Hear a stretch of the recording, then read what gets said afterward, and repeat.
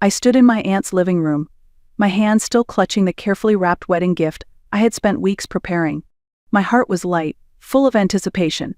"I can't wait for the ceremony tomorrow," I said, smiling brightly. But Aunt Ruth didn't smile back.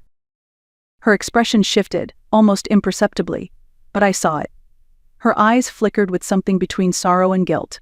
She took a slow breath and asked, "Melanie, would you like some coffee?" "Sure," I replied, trying to shake off the strange tension in the air. As she walked to the kitchen, I glanced at the photo album left open on the coffee table. I leaned down, flipping the page out of curiosity, and my entire world tilted. There, frozen in glossy print, were images of my family. My brother Ethan, his bride Chelsea, my parents, aunts, uncles, even distant cousins I hadn't seen in years. All of them smiling in a beautiful garden surrounded by flowers and fairy lights. Aunt Ruth returned with 2 mugs and paused when she saw what I was looking at. "What is this?" I asked, my voice tight. "Is this from a rehearsal?" She set the coffee down and sat beside me. "The wedding?" she said softly. "It was last weekend." My breath caught. "But the invitation said tomorrow," I whispered. "I know," she said, tears in her eyes. "They gave you the wrong date on purpose." Silence filled the room like smoke. "I'm so sorry, Melanie. I told Ethan this was cruel. I told your parents. I almost didn't go." I closed the album. I could barely hear my own thoughts over the pounding in my chest. They didn't forget me. They excluded me. Intentionally. And just like that, the gift I brought, the dress I bought, the hope I had carefully nurtured for weeks, all of it shattered in a single breath. This wasn't a misunderstanding. This was war. My name is Melanie Carter, and for as long as I can remember, I've been invisible to the people who were supposed to love me first. Growing up in a quiet suburb outside of Milwaukee, I was the middle child with nothing special to offer. Not the golden boy like Ethan, not the baby like Lily. Just Melanie, the quiet one, the helper, the extra pair of hands no one asked for but always expected. My childhood memories are filled with family dinners where I set the table but was rarely asked how school was. Christmases where everyone opened matching sweaters while mine was a different shade or missing entirely. Birthday parties forgotten. Once, when I turned 16, I waited the whole evening for a dinner that never happened. My mom sent a text the next morning. "Happy belated birthday. Hope you're doing well." I told myself it wasn't personal, that they were busy, that they meant well. I held on to that hope for far too long. I moved out at 19 and built a life for myself. I started in graphic design, then transitioned into digital marketing. I found my niche working with small businesses and real estate firms. Over time, I became financially stable, more than stable, really. I made smart investments, started a property management company, and eventually became the silent force behind several local businesses. But no one in my family ever asked what I did. To them, I was still just messing with computers. I never felt the need to brag. I thought if I just stayed useful, stayed kind, they'd see me. Maybe one day they'd ask me to come home for Thanksgiving. Maybe my mother would call without asking for a favor. Maybe Ethan would introduce me as his sister with pride. That day never came. Only Aunt Ruth ever saw me. She called on weekends. She remembered my birthday. She asked about my projects. She said she was proud of how I stood on my own. She was the only one who ever asked, "Don't you feel lonely?" I always laughed and said no. But the truth was, yes, I did. Especially when the only family I had pretended I didn't exist. The invitation arrived on a Thursday. I was sorting through my mail, mostly credit card offers and catalogs, when I noticed the thick envelope with gold foil edging. My heart skipped. It was addressed to me, in elegant handwriting I didn't recognize. Inside was a formal wedding invitation. "You are cordially invited to the wedding of Ethan Carter and Chelsea Monroe." The ceremony was listed for June 24th, with a reception to follow at the Lakeside Orchid Estate. Black tie. RSVP requested. For a few seconds, I just stood there, frozen in my apartment hallway. I reread the card twice, making sure it wasn't a mistake. But no, it had my name, my address. My brother had invited me. After years of being left out, of being the afterthought, the shadow, The invisible siblingness felt like light cracking through a door I thought was sealed shut. I cried. Not out of sadness, but because for the first time in years I felt seen. I spent the next few weeks preparing. I picked out a soft navy gown with delicate embroidery along the sleeves.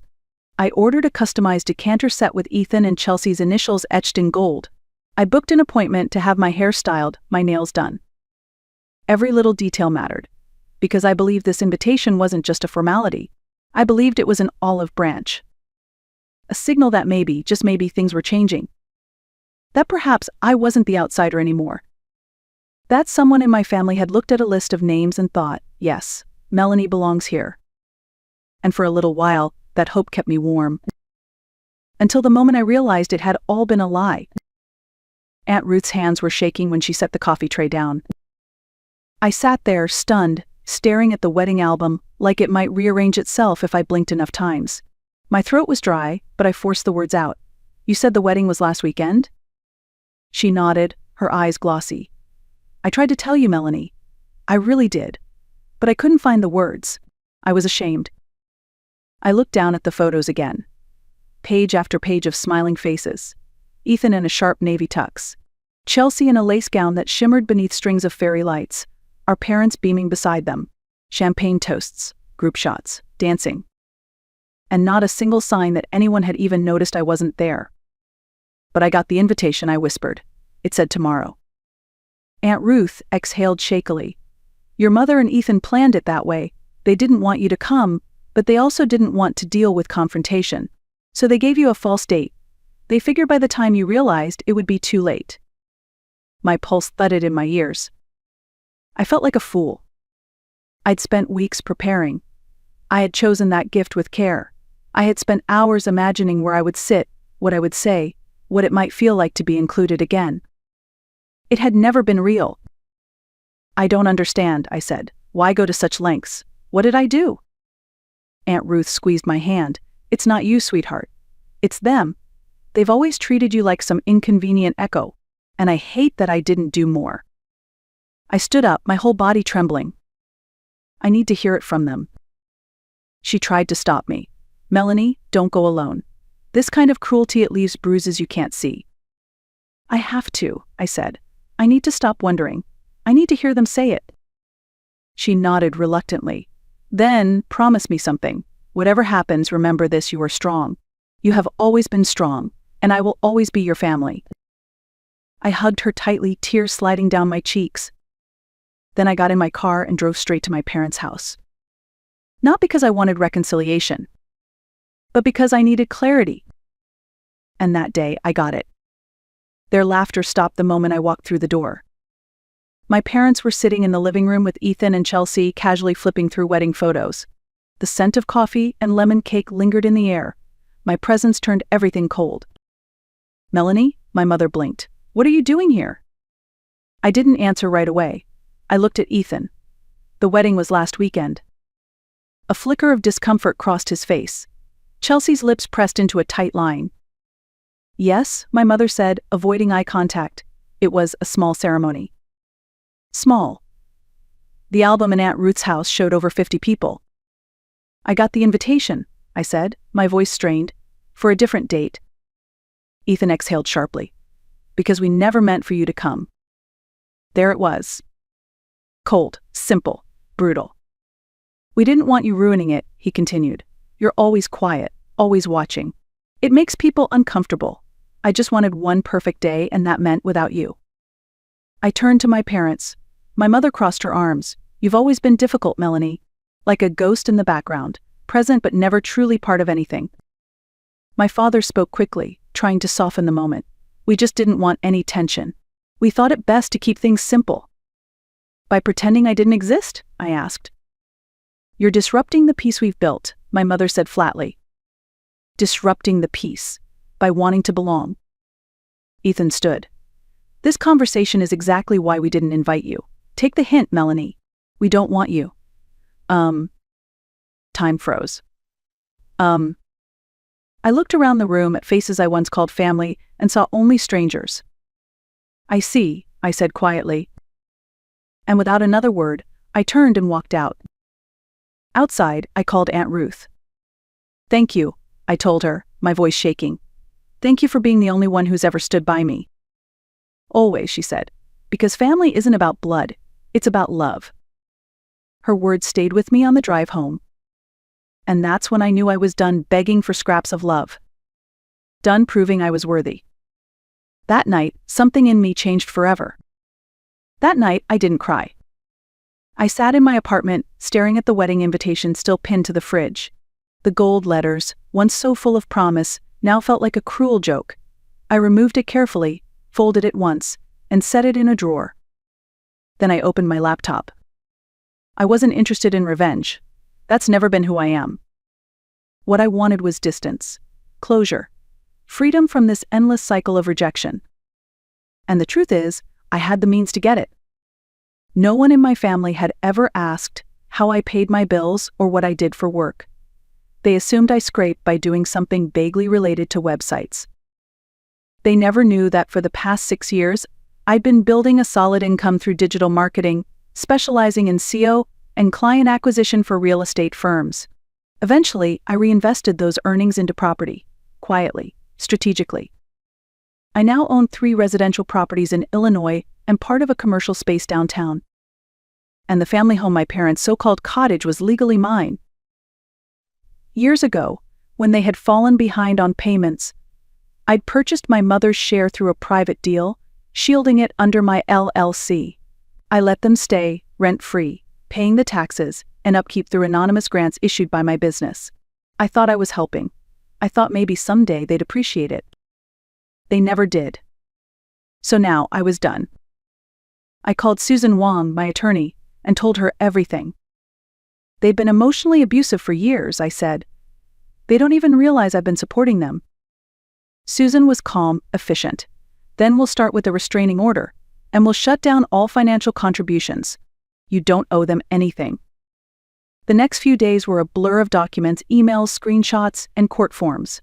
I compiled photos, chat records, and most importantly, the invitation that proved their deceit. A month later, the court granted a temporary restraining order. I froze the account funding the home repairs. I notified my property manager to end all maintenance support. And then I waited. The first phone call came from my mother. "Melanie, what is this? We're your family." "Not anymore," I said. And I meant it. The cottage sat on the edge of a quiet lake, wrapped in pine trees and old memories. It had once belonged to my grandparents. After they passed, it was passed to my mother and her siblings, but eventually my parents bought out the shares. At least that's what the family believed. What they didn't know was that years later, when my parents couldn't make the mortgage, I stepped in, quietly, legally. Through my company, I bought the property from my mother to protect it from foreclosure. They never asked how the roof got fixed, or why the property taxes stopped showing up. They just assumed miracles happened. But the miracle was me. Now it was time to stop playing the ghost behind the scenes.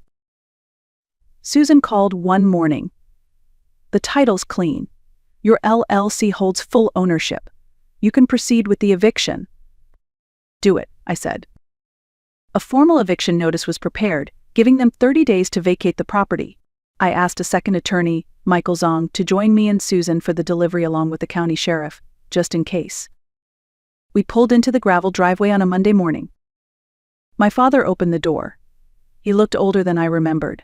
Tired. His voice cracked when he said, "Melanie, won't you come in?" "No," I said calmly. "Michael?" Michael stepped forward and handed him the envelope. "Mr. Carter, this is a legal notice of eviction. You have 30 days to vacate the premises and return the keys." My father stared at the paper. "But this is our home."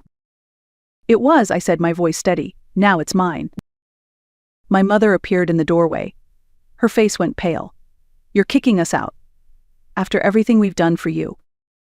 I looked her in the eyes. "After everything I did for you, with no thanks, no recognition. And now this, yes, I am." "We have nowhere to go," she said. "You can stay with Ethan," I replied. "He made it clear I wasn't family. Now I'm making it clear that I don't belong to this one, either." My father stepped forward, his eyes welling. "Please, don't do this, we're sorry."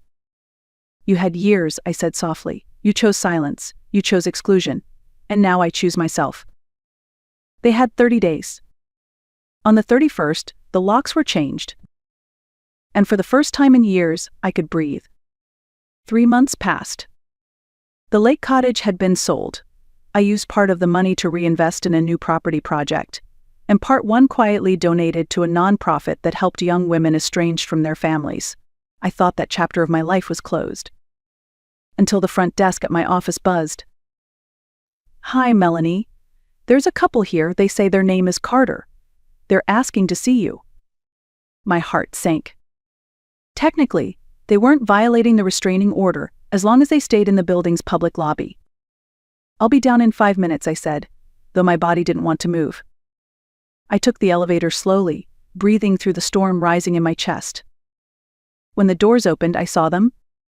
My parents. Older, thinner, worn down. My father's shoulders were hunched. My mother looked smaller somehow. Her wedding ring was gone. His shoes had a hole in the side. "Melanie," she said, voice trembling. "Please, can we talk?" I stepped back instinctively.